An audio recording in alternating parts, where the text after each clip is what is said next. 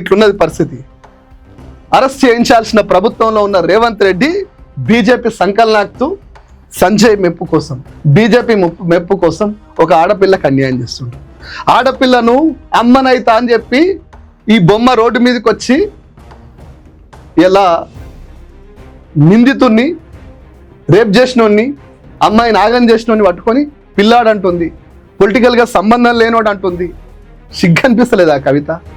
ఆడిదాని వారిని రేపు నిన్ను ఎట్లా నాలే? నిన్ను ఇదే బండి సంజయ్ లిక్కర్ రాని అంటే నీకోసం నేను ఆ సంజయ్ని కుక్కలతో పోల్చిన. ఇలా నాకు అనిపిస్తుంది, బండి సంజయ్ కుక్క అయితే నువ్వు పందివే, ఊర పందివే.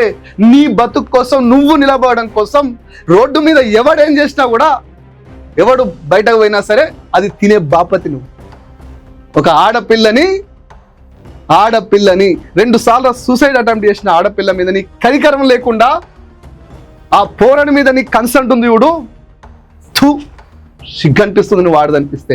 కేసీఆర్ బిడ్డ అంటే సిగ్గనిపిస్తుంది.